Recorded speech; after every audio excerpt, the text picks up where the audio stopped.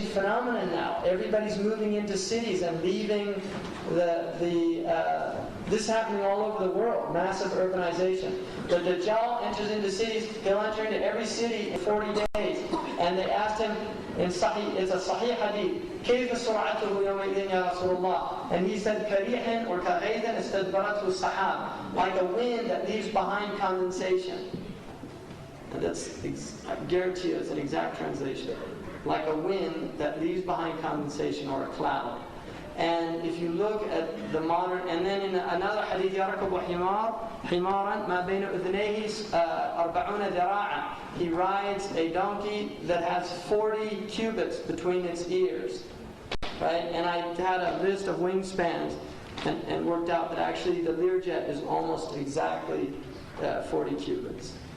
Right? So, and then the other thing, one of the Sahaba thought that he was coming, the Dajjal, and he came to the Prophet ﷺ and he said, Ya Rasulullah, I'm so frightened. And he said, from what? And he said, the Dajjal. And he said, why? And he said, because I heard he has a mountain of grain, and I heard that he commands the sky and it rains. And the hadith says, هُوَ أَهْوَنُ عَلَى اللَّهِ مِنْ ذَلِكَ. He's less significant for Allah than that. And the ulama interpret that to mean that it won't be like magic. He won't just point to the sky. There'll be asbab, but he'll have amazing asbab, means to do that. But there'll be means that people can understand, like engineers and things like that. In the light of Pakistan developing nuclear weapons, what is the Islamic position considering euphoria amongst the Muslims and the backlash of the non-Muslims? I think it's sign of the times. It's unfortunate. India, according to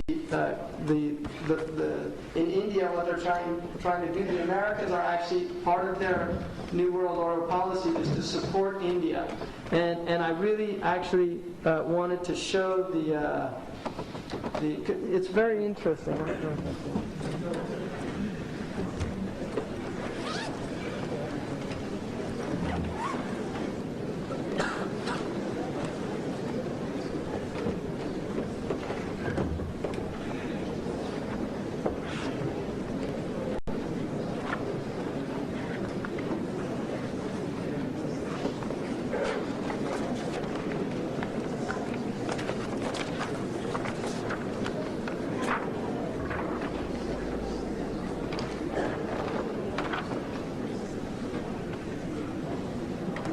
You can see here, this is from Huntington's thesis, and what he's saying basically is that the next war is a civilizational war between civilizations, and what he's saying basically is that when we look at civilizations, the question is no longer which side are you on, but who are you, right? The question is no longer which side are you on, but who are you? Which is why in Oklahoma, when there was a bombing, some people tried to they saw some Muslim immigrant there, and they were going to attack him. He said, no, I'm not one of those kind of Muslims. Like, I drink, and it doesn't make any difference. They don't care. Even if you're a bad Muslim, if you're a Muslim, they don't care, I guarantee you. They don't care if you're a secular Muslim. If you have a Muslim name, particularly if you're brown, right? Because he's very obsessed with brown people in the book. It's all. But anyway, you can see the West, right? These links here are less conflictual. So the broader the white is, the less conflictual it is with the West. And what he's saying is the West, right, this is the civilization that has to maintain its supremacy over the other civilizations.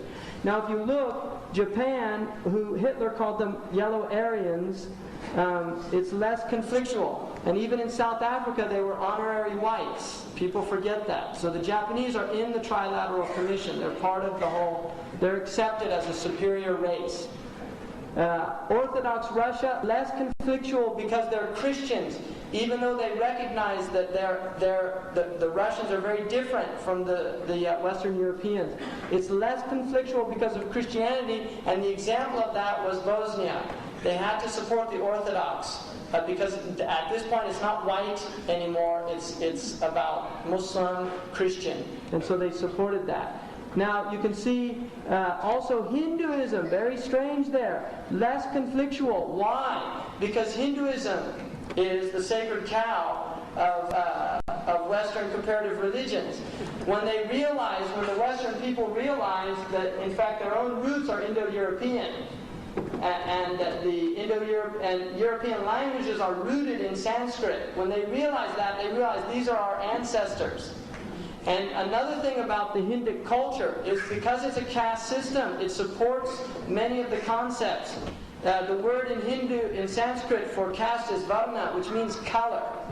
And in the Hinduism, the Shudra, the lowest caste, are the black people. The Hindu Kush, the original Dravidian peoples that were the original inhabitants that came in and subjugated by the colonizing Aryan or Caucasus people. And so they see the Hindus as closer to them, oddly enough, even though they're mushrikeen, they're polytheists, and we believe in Jesus, and we believe in one God, and we believe in Abraham, and we believe in Yom Al-Qiyamah, all these things, they still see that they have more in common with the Hindus than they do with us. And that's an awesome thing for me. Now, if you notice also, Hindu, very close to Orthodox, right? Hierarchical, all these things. And then even Japan with China. China with Russia. So they see Russia and Japan as possible cues in. Now look at Islam. All of them more conflictual with everything except China. And this is the whole thing now. You see, China has been backing the nuclear development of Pakistan. And they do it as a card. It's leverage for them against the West. And this is why the Americans allowed the Indians to test the bomb. And then they knew, obviously, and from one point of view, even though it's just sad that this is where humanity is, from one point of view, there was a type of courage in it from the Pakistani government because they recognized that there would be massive sanctions. And the sanctions will hit much harder in Pakistan than they will in India. And even though I think Islam is very much opposed to nuclear weapons, if your enemy has a nuclear weapon, I think it would be prudent as a deterrent that you would have that. And I think there's Quranic justification for that. But again, لا يعذب بالنار إلا رب النار. No one can punish with fire except the Lord of fire. So we don't use fire as a way of killing people. It's prohibited in Islam. And nuclear weapons is using massive firepower. Why have we been created? Boy. And asking the big questions tonight. I only created jinn and ins to worship me, to know me. He created you in order for you to civilize the earth, civilize yourselves. He made you khulafa in the earth. All these things. But moreover and above everything, we were created to know Allah. That's why we were created. We're sentient beings. We have consciousness. You mentioned innovation. What is your comment on technology correcting the problems that technology caused? I mean, it's a vicious cycle. Technology creates. For every problem it solves, it creates 10 problems, and then you have to have, and it keeps the engineers busy, it keeps them in jobs, but I mean, I'm not a Luddite. I'm not against technology. I don't think Muslims are against technology. But there is a type of technology, which is Western technology, that has to be recognized for what it is.